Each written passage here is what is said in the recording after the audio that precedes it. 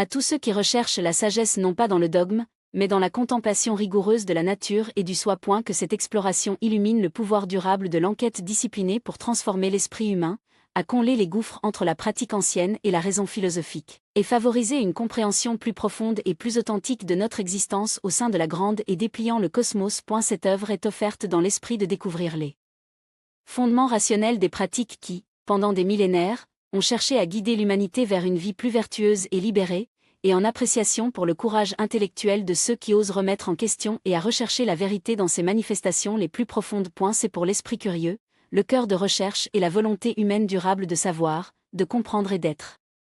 Chapitre 1 – Les racines rationnelles de la renonciation, Spinoza et discipline ascétique.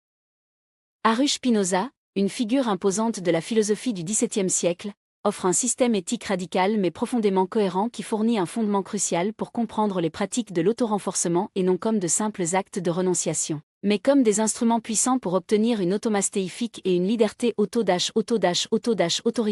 À au cœur de sa pensée réside l'affirmation selon laquelle Dieu et la nature sont une seule et même chose, Deus sive natura. Cette concession moniste n'est pas une déification panthéiste d'une divinité extérieure séparée, mais plutôt une affirmation de la réalité immanente, nécessaire et globale de Dieu comme la totalité de l'existence, régie par des lois immuables. Pour Spinoza, comprendre Dieu, c'est comprendre le fonctionnement complexe et déterministe de l'univers, dont nous, en tant que mode de cette substance divine, sommes une partie inséparable. Cette perspective recadre immédiatement notre compréhension de la moralité et de la condition humaine. A eu lieu d'un univers ponctué d'interventions divines arbitraires ou sensibles aux caprices du libre arbitre divorcé de la causalité. Spinoza présente un cosmos lié à une chaîne de causes et d'effets incassables. Cette vision déterministe du monde n'est pas une recette de désespoir fataliste, mais plutôt le fondement même sur lequel la vraie libération peut être construite. Spinoza soutient que les êtres humains sont profondément influencés, et souvent asservis, par ce qu'il appelle affect, les émotions, les passions et les appétits qui découlent de nos interactions avec le monde externe et de notre propre constitution interne. Ces effets, tels que la joie, le chagrin, le désir, la peur et la haine, ne sont pas intrinsèquement mauvais ou pécheurs. Ce sont plutôt des phénomènes naturels, semblables aux forces de la gravité ou à la croissance d'une plante. Ce sont les façons dont notre pouvoir d'être augmenté ou diminué. Et la perspicacité cruciale pour Spinoza est que nos actions et nos états d'esprit ne sont pas le produit d'un acte volontaire non caché, mais sont déterminés par des causes antérieures. Reconnaître ce lien causal est la première étape vers la liberté. Nous sommes asservis lorsque nos actions sont déterminées par des causes externes à notre propre nature raisonnée, en particulier lorsque ces causes sont les passions incontrôlées qui découlent d'idées inadéquates ou confuses sur nous-mêmes et le monde. L'éthique de Spinoza n'est donc pas un système d'interdiction conçu pour supprimer les inclinations humaines naturelles, mais un guide sophistiqué pour les comprendre et les maîtriser à travers des raisons. Le bien le plus élevé, pour Spinoza, est d'augmenter notre pouvoir d'être, et cela est réalisé grâce à la culture de la vertu. Et la vertu, à son tour, est définie comme agissant conformément aux lois de sa propre nature. Et la plus grande loi de notre nature est la raison. Plus nous comprenons les causes qui déterminent nos pensées et nos actions, moins nous sommes soumis à l'influence capricieuse des forces externes et des passions internes. C'est l'essence de la liberté spinoziste, pas la liberté de faire tout ce que l'on veut, quelles que soient les conséquences, mais la liberté qui vient de vivre conformément à sa vraie nature rationnelle. C'est la libération de l'esclavage op. Des offres, un état obtenu en remplaçant des idées confuses et inadéquates par des idées claires et adéquates, dérivées de la raison. L'accentuation religieuse traditionnelle sur la suppression des désirs naturels et la punissant le soi pour les transgressions perçues découle souvent d'une vision du monde dualiste, où le domaine matériel est considéré comme intrinsèquement corrompu et opposé au spirituel. Spinoza, avec son approche moniste et naturaliste, offre une perspective très différente. Pour lui, le corps et l'esprit ne sont pas des entités séparées et en guerre, mais deux attributs de la même substance sous-jacente. Le corps, dans ses processus physiologiques, fait autant partie de Dieu que l'intellect. Par conséquent, le but de la vie éthique n'est pas d'anéantir le corps ou ses impulsions naturelles, mais les comprendre et les aligner sur la clarté de la raison. L'autodénie, lorsqu'il est vu à travers cette lentille spinoziste, cesse d'être un acte d'autopunition ou une tentative futile d'échapper à l'existence incarnée. A eu lieu de cela, il devient une discipline stratégique et rationnelle visant à améliorer notre capacité de pensée claire et d'action vertueuse. Considérez le concept des effets passifs, que Spinoza identifie comme la principale source de misère et de servitude humaine. Ce sont des effets qui découlent de causes externes et entraînent une diminution de notre pouvoir d'être. Par exemple, l'envie découle de voir la bonne fortune d'un autre comme diminuant la sienne, une idée confuse qui génère du chagrin et nuise à notre bien-être.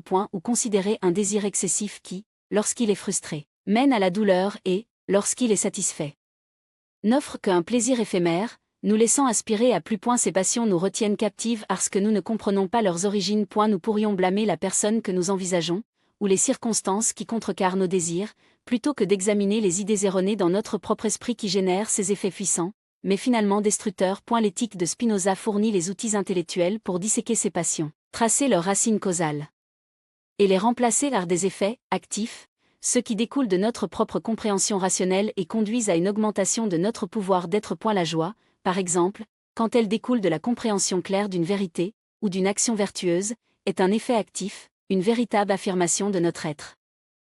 Le chemin vers cet état de vie active et rationnelle est celui de l'effort intellectuel continu. Cela nous oblige à examiner avec diligence nos propres idées, à remettre en question les hypothèses qui sous-tendent nos émotions et à rechercher la clarté et la précision dans notre compréhension. Les pratiques qui pourraient traditionnellement étiquetées comme ascétiques, comme l'abstenance de certains plaisirs ou s'engager dans des périodes de réflexion, peuvent être réinterprétées dans ce cadre spinoziste comme des exercices pour cultiver cette rigueur intellectuelle. En mettant temporairement de côté les exigences du corps ou les distractions du monde extérieur, on peut créer l'espace mental nécessaire pour examiner le fonctionnement de son propre esprit.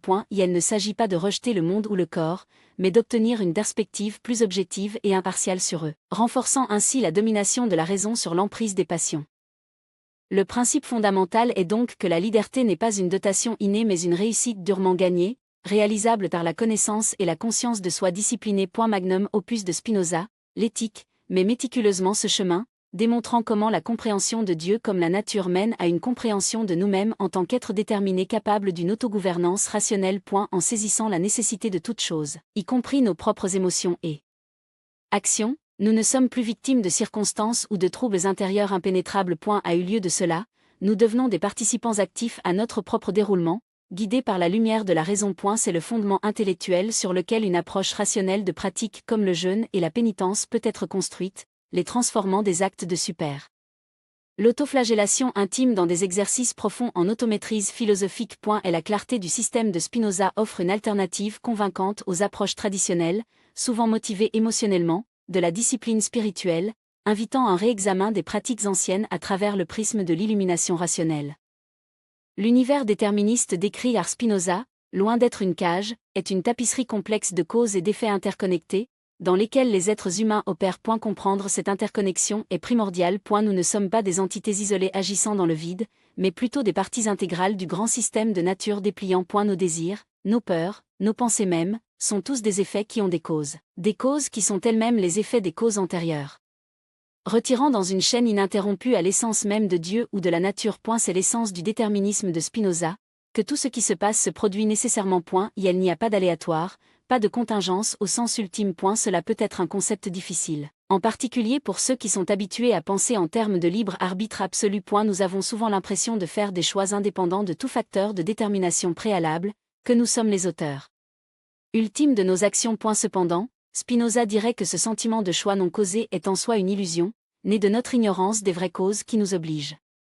Cette ignorance est le terrain reproducteur de notre asservissement à la passion. Lorsque nous agissons par colère, par exemple, nous l'attribuons généralement à une décision capricieuse de se mettre en colère. Mais Spinoza indiquerait les circonstances extérieures, les pensées précédentes, les états physiologiques et les habitudes enracinées qui, en combinaison, ont nécessairement produit cette réponse en colère. Nous sommes réduits en esclavage lorsque ces passions, motivées par des idées inadéquates sur ce qui est bon ou mauvais, externes à notre compréhension rationnelle, dictent notre comportement. L'expérience d'un désir intense pour quelque chose que nous savons que nous ne devrions pas avoir, ou l'emprise paralysante de la peur dans une situation que la raison nous dit n'est pas vraiment dangereuse, sont des exemples vivants de cet asservissement. Ce ne sont pas les résultats d'un libre choix de désir ou de craindre, ce sont les conséquences nécessaires de configuration particulière de causes agissant sur nous.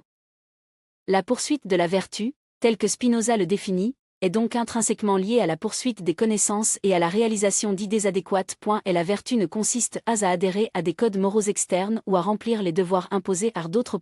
Au lieu de cela, c'est le pouvoir inhérent d'un individu d'agir conformément aux lois de sa propre nature, guidé par la raison. Plus nous comprenons, plus nous pouvons agir et plus nous agissons conformément à la raison, plus Vertueux que nous devenons. Il s'agit d'un cycle vertueux, où les connaissances améliorent le pouvoir, et le pouvoir, exprimé par l'action rationnelle, améliore davantage les connaissances.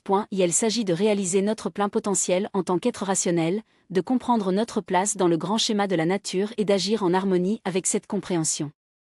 Ce cadre nous permet de réexaminer les pratiques qui ont toujours été associées à l'ascétisme. Le point de vue traditionnel considère souvent ces pratiques comme une forme d'autopunition, un moyen d'atteler les péchés ou de mortifier la chair au service d'un idéal spirituel. Spinoza, cependant, offre une interprétation radicalement différente. L'autodéni, lorsqu'il est entrepris dans un but rationnel, ne concerne pas l'autopunition mais sur l'automaîtrise. Il s'agit d'un déploiement stratégique de notre testament, guidé par la raison, de se désengager temporairement de certaines causes externes qui pourraient autrement nous conduire à des idées confuses et à des effets passifs. Par exemple, s'abstenir de certains aliments ou conforts n'est pas une fin en soi, et ce n'est pas un signe de péché inhérent dans le corps.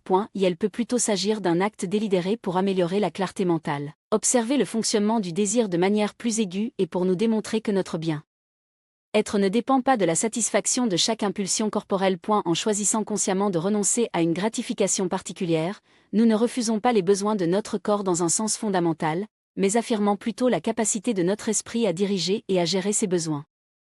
Cet acte d'affirmation, de démontrer le pouvoir de l'esprit sur les demandes immédiates du corps, est une étape cruciale dans la construction de ce que Spinoza appelle actif-affect. Les effets passifs sont ceux qui découlent de causes externes et entraînent une réduction de notre pouvoir d'être. Les effets actifs, en revanche, découlent d'idées adéquates et entraînent une augmentation de notre pouvoir d'être. La discipline de l'autodéni de soi peut donc être comprise comme une pratique qui nous aide à passer des bénéficiaires passifs des influences externes à des agents actifs de notre propre nature rationnelle. En limitant volontairement des stimuli externes ou des satisfactions, nous amplifions notre capacité d'introspection et pour générer des réponses claires et raisonnées. Nous apprenons que notre sens de l'estime de soi et notre capacité de joie ne dépendent pas d'une validation externe ou d'une indulgence sensorielle, mais de notre état de clarté interne et de notre capacité à agir vertu. La compréhension de notre propre constitution causale est la clé de cette transformation. Spinoza nous invite à analyser nos désirs, non pas aussi intrinsèquement bons ou mauvais, mais aussi des phénomènes naturels qui doivent être compris. Qu'est-ce qui cause ce désir? Est-ce un véritable besoin, ou est-ce une réponse conditionnée, un écho d'expériences passées ou une mauvaise interprétation de notre situation? En posant ces questions, nous commençons à déconstruire l'emprise que les désirs n'ont. Examinez sur nous. Des pratiques comme le jeûne, lorsqu'elles sont approchées avec cette intention philosophique, deviennent des outils puissants pour cette introspection. Au cours d'une période de jeûne, on devient parfaitement conscient des signaux de faim du corps, des envies psychologiques qui l'accompagnent et des façons dont l'esprit réagit à ces sensations. Cette conscience accrue, associée à la compréhension rationnelle que la faim est temporaire et que le corps sera nourri à nouveau, permet à l'observation du désir non pas comme un impératif écrasant, mais comme un processus naturel qui peut être compris et géré. Cela nous amène au concept de liberté tel que compris par Spinoza. Ce n'est pas la liberté de causalité, mais la liberté qui vient d'agir conformément à sa propre nature, guidée par la raison. Nous sommes libres lorsque nos actions découlent de nos propres décrets rationnels, et non des dictats des forces externes ou des passions indisciplinées qui découlent d'idées confuses. L'autodéni, dans ce contexte, n'est pas une imposition de l'extérieur, mais un acte interne d'autogouvernement. C'est l'esprit rationnel qui prend le contrôle des impulsions qui autrement a une diminution de sa puissance. Ce processus cultive un profond sentiment de maîtrise de soi, démontrant que l'on n'est pas seulement un jouet de la circonstance, mais un agent rationnel capable de façonner sa propre expérience. Cette capacité d'autodirection est l'essence même de la vertu spinoziste et la voie vers une existence plus épanouissante et significative. L'univers déterministe, lorsqu'il est compris à travers l'objectif de Spinoza, ne devient pas une prison, mais la phase même sur laquelle le drame de la réalisation de soi rationnelle se déroule. Le jeûne, lorsqu'il a été approché non pas comme une mesure punitive ou un rituel superstitieux, mais comme un acte délibéré d'enquête philosophique, offre une voie convaincante pour réaliser l'idéal spinoziste de la compréhension de soi rationnelle. L'acte même de s'abstenir volontairement de la nourriture, une nécessité biologique fondamentale, sert de méthode puissante pour déconstruire l'interaction complexe entre notre être physique et nos états mentaux. C'est dans cette perturbation délibérée de T.